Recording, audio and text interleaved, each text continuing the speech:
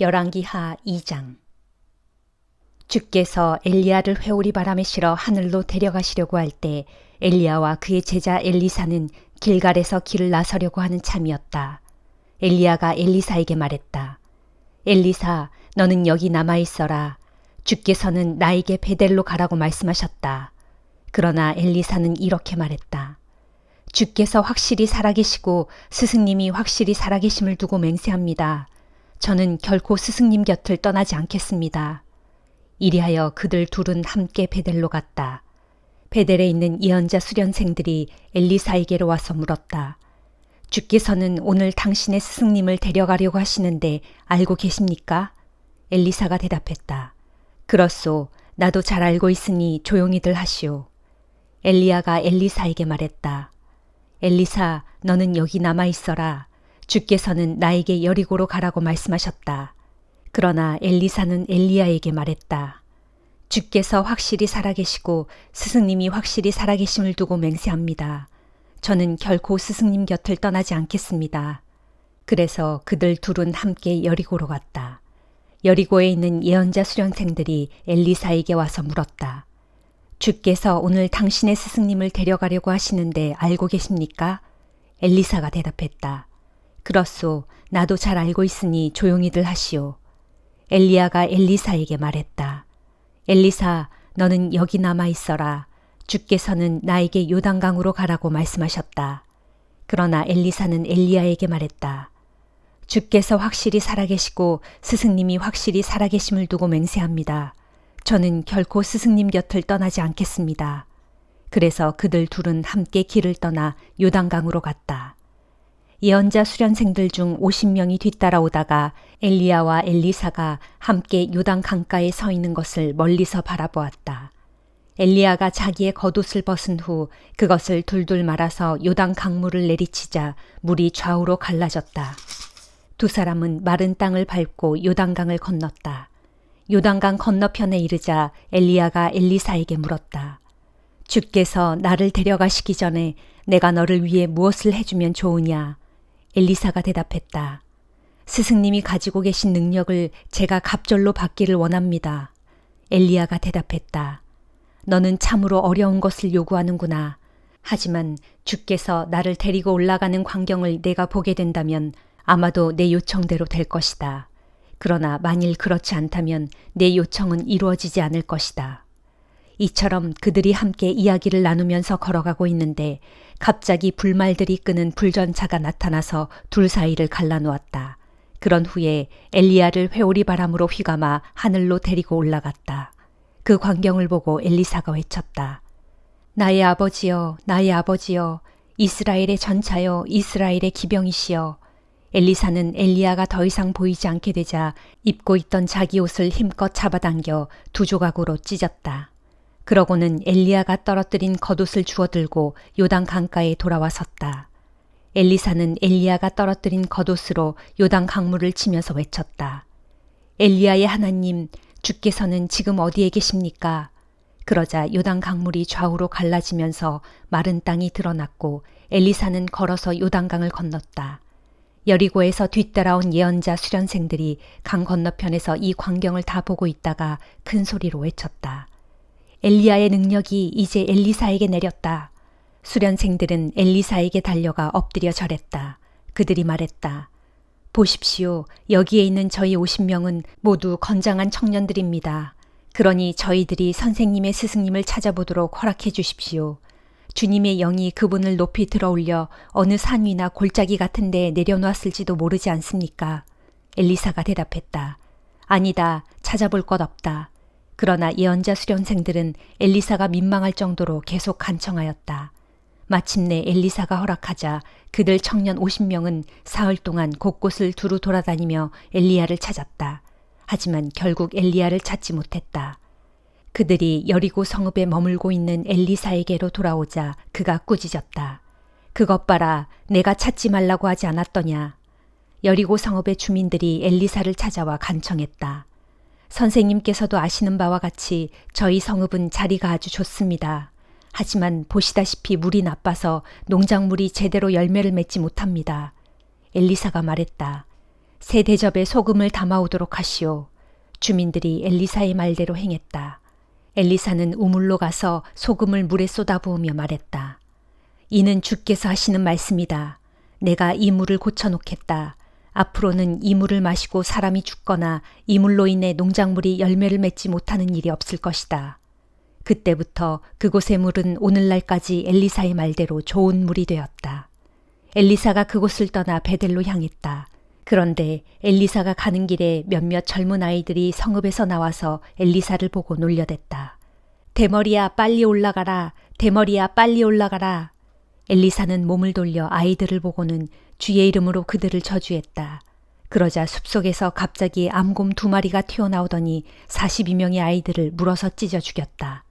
엘리사는 그곳을 떠나 갈멜산으로 갔다가 후에 다시 사마리아로 돌아갔다. 데살로니가 후서 2장. 형제들이여, 우리 주 예수 그리스도께서 다시 오시는 일과 또 우리가 그분 앞에 다시 모이게 될 일에 대해 여러분에게 간곡히 당부를 드립니다. 누가 예언의 영으로나 말로나 우리에게서 받았다고 하는 편지로나 혹은 어떤 형태로든 간에 주의 날이 벌써 왔다고 주장한다고 할지라도 그런 사람의 말에 쉽게 마음이 흔들리거나 흥분하지 마십시오. 여러분은 그런 자들이 어떤 방식으로 무슨 말을 하더라도 속아 넘어가지 마십시오. 그 까닭은 주의 날이 임하기 전에 먼저 배교하는 일이 대대적으로 일어날 것이고 불법의 사람, 곧 멸망의 아들이 출현할 것이기 때문입니다. 그러기 전에는 주의 날이 오지 않을 것입니다. 그 불법의 사람은 신이라고 일컬어지거나 예배의 대상이 되는 모든 것들을 다 배격하고 자신을 스스로 그것들보다 한층 높일 것인데 마침내 그 자는 하나님의 성전에 앉아서 자신을 하나님이라고 주장할 것입니다. 이런 사실에 대해서는 내가 여러분과 함께 있을 때에 여러 번 일러두었는데 지금 여러분은 내가 그렇게 말한 것을 기억하지 못합니까?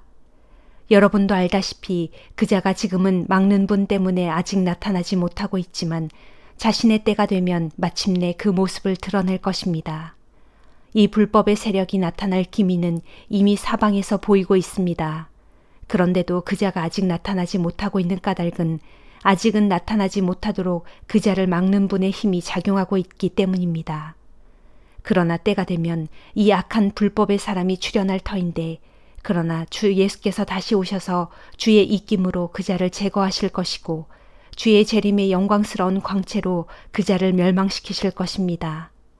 이 불법의 사람, 곧 멸망의 자식이 출현한 것은 사탄의 조종에 따른 것인데 그 자는 세상에서 온갖 기이한 일과 표징과 거짓 기적을 행하면서 모든 불의와 악행으로 멸망받을 자들을 미혹하여 속일 것입니다.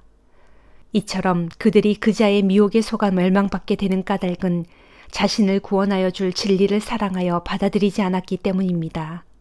이런 이유로 하나님께서는 미혹의 영을 그들에게 보내셔서 그들로 하여금 거짓을 믿게 하신 것입니다.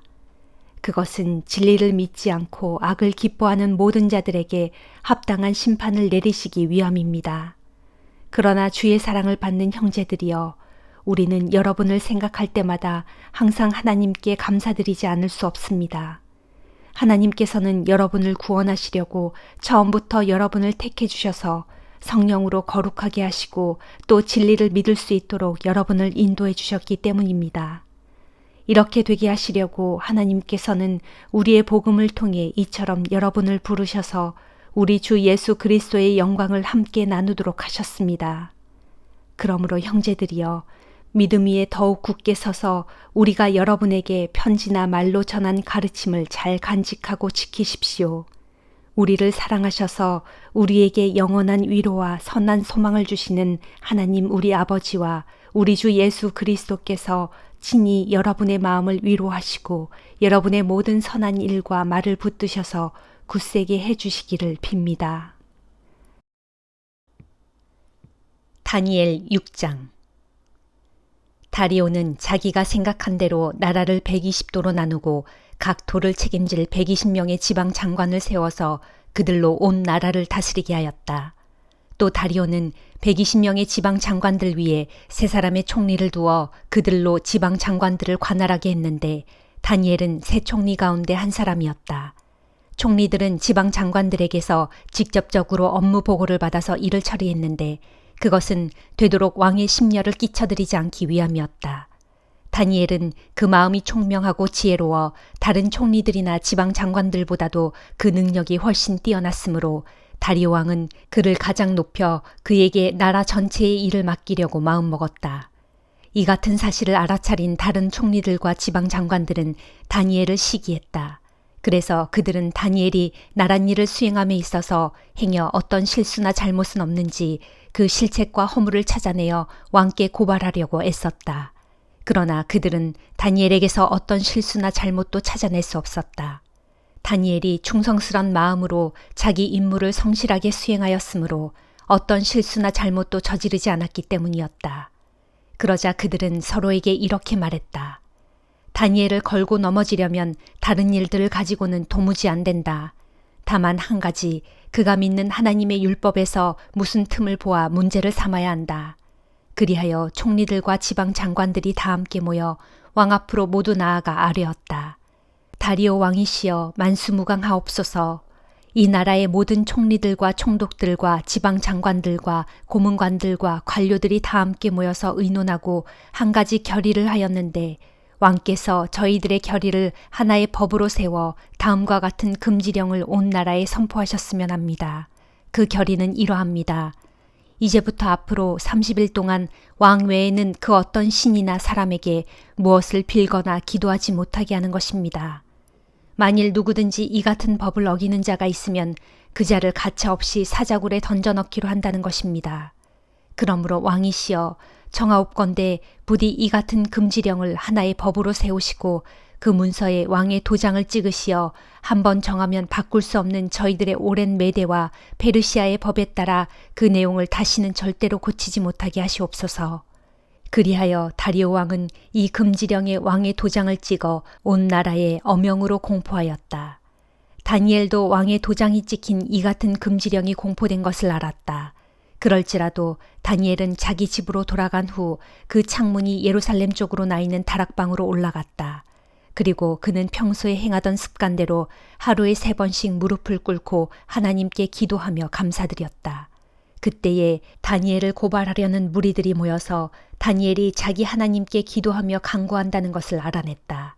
그들은 즉시 왕에게 몰려가 다니엘이 왕의 금지령을 어겼다고 고발했다. 왕이시여, 왕께서는 이미 금지령에 왕의 도장을 찍으셔서 이제부터 앞으로 30일 동안 누구든지 왕 외에는 그 어떤 신이나 사람에게 무엇이든 강구해서는 안 된다고 공포하셨습니다. 그리고 만일 그 금지령을 어기는 자가 있으면 누구든지 사자굴에 던져넣기로 하시지 않았습니까? 다리오 왕이 대답했다. 그렇다. 그 금지령은 메대와 페르시아의 법에 따라 절대로 고쳐질 수 없도록 확정된 것이다. 그러자 그들이 왕께 즉시 아뢰었다. 왕이시여, 그 금지령을 어긴 자가 있습니다. 유다 땅에서 사로잡혀온 다니엘이란 자가 바로 그 자입니다. 그 다니엘은 왕의 도장이 찍힌 금지령에도 아랑곳하지 않고 하루에 3번씩 자기 신께 기도를 하고 있습니다. 이 말을 듣고 왕은 크게 당황하였다. 다리오 왕은 다니엘을 크게 아꼈으므로 몹시 괴로워하면서 어떻게든 다니엘을 구해내려고 마음을 다해 전전긍긍하며 온갖 방도를 궁리하였다. 그러나 별 뾰족한 수는 없었고 어느덧 해는 저물었다. 해가 저물도록 왕이 아무런 명령도 내리지 않자 다니엘을 고발했던 무리들이 다 함께 모여 다시 왕에게로 나아갔다. 왕이시여, 왕께서도 메대와 페르시아의 법규에 관해 잘 알고 계시겠지만 왕의 도장을 찍어 한번 선포된 이 나라의 법령은 절대로 바뀔 수 없다는 것을 기억해 주십시오. 그래서 다리오 왕은 하는 수 없이 집행명령을 내렸고 무리들은 기다렸다는 듯이 다니엘을 즉시 잡아다가 사자굴에 던져 넣었다. 이때 다리오 왕이 다니엘에게 말했다. 다니엘아, 네가 항상 섬기는 내 하나님께서 너를 구해 주시기를 빈다. 마침내 무리들이 사자굴에 다니엘을 던져 넣은 후 큰 돌을 굴려다가 굴 입구를 막자 왕과 귀족들은 반지 도장을 찍어서 그곳을 봉하였다. 그것은 이후로 다니엘에게 내린 처벌을 아무도 바꾸지 못하게 하기 위함이었다. 그 뒤 다리오 왕은 궁궐로 돌아가 먹지도 마시지도 않았다. 자기 앞에서 흥겨운 풍악을 다 물리치고 그날 밤을 뜬 눈으로 꼬박 지새웠다. 이튿날 동틀 무렵 날이 새자마자 왕은 자리에서 일어나 급히 사자굴로 달려갔다. 그리고 전날 다니엘이 던져졌던 그 굴 가까이에 이르러서는 근심이 가득 찬 슬픈 목소리로 크게 외쳤다. 다니엘아, 살아계신 하나님의 종 다니엘아, 그대가 항상 섬겨오던 네 하나님께서 그대를 사자들의 입에서 구원해 주셨느냐. 그때였다. 저 아래 사자굴로부터 분명 다니엘의 목소리가 들려왔다. 왕이시여, 만수무강하옵소서. 제 하나님께서 이미 자기 천사들을 보내셔서 사자들의 입을 단단히 봉해 주셨으므로 사자들이 저를 조금도 해치지 못했습니다. 그것은 하나님께서 보시기에 제게 아무런 죄가 없었기 때문입니다. 그리고 왕이시여, 참으로 이 몸은 왕 앞에서도 아무런 죄를 짓지 않았습니다. 왕은 몹시 기뻐하면서 다니엘을 사자굴에서 속히 끌어올리라고 명하였다. 왕의 군사들이 다니엘을 사자굴에서 끌어올려 놓고 보니 그의 몸이 어디 한 군데 조금도 상한 데 없이 아주 멀쩡하였다. 그것은 다니엘이 오직 자기 하나님을 굳게 믿고 의지했기 때문이었다. 이러므로 다리오 왕이 다시 명을 내려 악한 말로 다니엘을 고소한 자들을 모두 잡아들이라고 하였고, 그들뿐 아니라 그들의 아내와 자식들까지도 모조리 잡아들여 사자들이 우글거리는 굴 속에 다 함께 던져넣도록 하였다. 그들이 붙잡혀 사자굴에 던져지자 그들의 몸이 사자굴 밑바닥에 채 닿기도 전에 사자들이 그들에게 우르르 달려들어 그들을 움켜쥐고 뼈까지 부수어 삼켜버렸다. 그때에 다리오 왕은 온 땅에 있는 모든 백성들, 곧 인종과 언어가 다른 제국 내의 모든 백성들에게 다음과 같은 조서를 내렸다. 그대들에게 평강이 넘치기를 바라노라. 이제 나 다리오가 그대들에게 조서를 내려 명하노라. 내 나라에 살고 있는 모든 백성들은 다니엘이 섬기는 하나님을 공경하고 그분 앞에서 떨며 두려워해야 마땅하나니, 진실로 그분은 살아계시는 하나님이시요 영원토록 변치 않으시는 분으로서 그분의 나라는 결코 망하지 않을 것이요 그분의 권세는 대대로 무궁할 것이기 때문이도다. 정녕 그분은 사람을 모든 위험에서 건져내시기도 하시고 구해내시기도 하시는 분으로서 하늘에서든 땅에서든 이적을 베푸시고 놀라운 일을 일으키시는 분이다. 바로 그분께서 사자굴에 던져진 다니엘을 구원해 내셨나니 곧 사자들의 입을 봉하시어 다니엘을 구원해 주셨도다. 바로 이 사람 다니엘이 다리오 왕의 시대와 페르시아 사람 고레스 왕의 시대에 번영을 누리며 평안히 살았다. 시편 112장. 할렐루야, 복되도다. 주님을 경외하고 주님의 계명을 따르는 것을 크게 즐거워하는 자들이여. 그의 자손들은 땅에서 부강해질 것이니 곧 올곧게 살아가는 자의 자손들이 복을 받으리라. 또 그의 집안에는 부귀와 영화가 항상 있을 것이고 그의 의로운 행위도 영원히 남으리라. 올곧게 살아가는 자에게는 어둠 속에서도 빛이 비치리니 이는 그가 은혜롭고 자비로우며 의로운 사람이기 때문이도다. 복되도다. 남에게 아낌없이 베풀고 즐거운 마음으로 거저 구워주기를 잘하는 사람이여. 그런 사람은 하는 일마다 잘 될 것이요 또한 모든 일을 사려 깊고 공정하게 처리하게 되리라. 그런 사람은 영원히 흔들리지 않을 것이고 의로운 자로서 길이길이 기억되리라. 그는 나쁜 소식이 들려와도 조금도 두려워하지 않을 것이니 이는 주님을 믿고 의지하는 그의 마음이 아주 확고하기 때문이도다. 진실로 그의 마음은 확고하여 아무 두려움이 없으리니 결국에는 그가 모든 원수들을 물리치고 승리하게 되리라. 그는 또 자신의 재산을 아낌없이 풀어 가난한 자들에게 넉넉하게 베풀어 주었으니 그의 의로운 행위는 영원히 기억되고 그의 뿔은 더욱 높아지리라. 악인들은 이것을 보고 우라통 크게 터뜨리고 이를 박박 앓다가 덧없이 사라질 것이니 악인의 모든 욕망은 한낱 물거품이 되고 말리라. 시편 113장. 할렐루야, 너희 모든 주의 종들아, 주님의 이름을 찬양하여라. 이제부터 영원토록 주님의 크신 이름을 찬양하여라. 해 뜨는 데서부터 해 지는 데까지 주님의 이름이 찬양을 받으리라. 주께서는 문 나라들보다 높으시고 그분의 영광은 하늘보다 더욱 드높도다. 누가 주 우리 하나님과 같으랴. 진실로 주께서는 저 하늘 높고 높은 곳에 앉아 계시지만 스스로 낮추시어 하늘과 땅을 두루 굽어 살펴보신다. 주께서는 가난한 자들을 먼지 구덩이에서 일으켜 세우시고 궁핍한 자들을 거름더미에서 끌어올리셔서 그들을 지체 높은 귀족들, 곧 자기 백성의 귀족들과 한자리에 같이 앉게 하신다. 주께서는 또 아이 낳지 못하는 여인들에게도 떳떳하게 아이를 낳게 하시어 행복한 엄마가 되게 하신다. 할렐루야. 아멘.